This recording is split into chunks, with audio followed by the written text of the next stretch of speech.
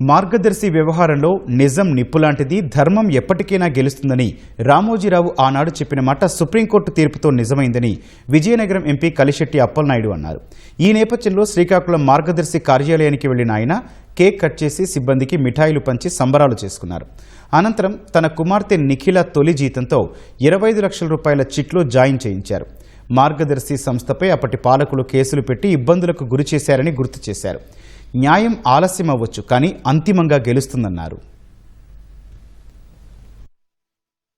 సంస్థ పట్ల సుప్రీంకోర్టు న్యాయస్థానం ఒక మంచి తీర్పు ఇచ్చారు. ఆ తీర్పుతో రామోజీరావు గారు గతంలో ఏ చిత్రాన్ని రాశారో అది నిజమైంది. ఆనాటి పాలకులు ఒక కక్ష సాధింపుతో ఈ రోజు ఆ తీర్పు వారికి చెంపపెట్టయింది. ఆ రోజు 2006 నవంబర్ ఒక ఇష్యూ వస్తే ఖాతాదారుడిగా 7 రోడ్ జంక్షన్ నుంచి మార్గదర్శి ఆఫీసు వచ్చి ఇక్కడ ఒక సిట్టు కట్టడం జరిగింది.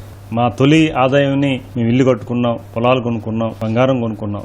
ఈరోజు మా అమ్మాయి కూడా తన సంపాదన కూడా ఈరోజు మార్గదర్శిలో తన స్వచ్ఛందంగా వచ్చి చేయడం అనేది చాలా ఆనందం కలుగుతుందని. మా జర్నీ, లైఫ్ జర్నీ ఈనాడు సంస్థలో వచ్చిన శాలరీతో స్టార్ట్ చేసిన కొత్తలో మార్గదర్శి చిట్లో మేము కస్టమర్గా జాయిన్ అయ్యాం. అదే డబ్బుతో మేము ఇల్లు కట్టుకున్నాం, డ్రీమ్ హౌస్. మార్గదర్శి అంటే ఒక నమ్మకం. మేము చాలామంది చెప్పాం, ఇందులో మోసం అంటూ ఉండదు, ఇదేదో కక్ష సాధింపు జరుగుతుంది, దాన్ని మీరు అసలు ఎవరు కూడా భయపడాల్సిన అవసరం లేదని చాలా మంది కస్టమర్లకు నేను చెప్పాను. మా మీద ఉన్న నమ్మకంతో చాలా మంది కూడా జాయిన్ అయ్యారు. మేము కూడా చాలా బెనిఫిట్ పొందాము. ధర్మం గెలుస్తుంది అనే దానికి నిదర్శనం సుప్రీంకోర్టు తీర్పు.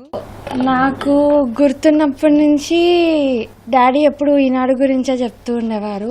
మమ్మీ చిన్నప్పటి నుంచి నేర్పించింది సేవింగ్స్. సో నా బర్త్డే కూడా నేను ఎవ్రీ ఇయర్ డిబ్బి పగలగొట్టేదాన్ని. అలా ఒక ఇయర్ హుదూద్ తుఫాన్ డొనేషన్స్ ఇచ్చా ఈనాడుకి.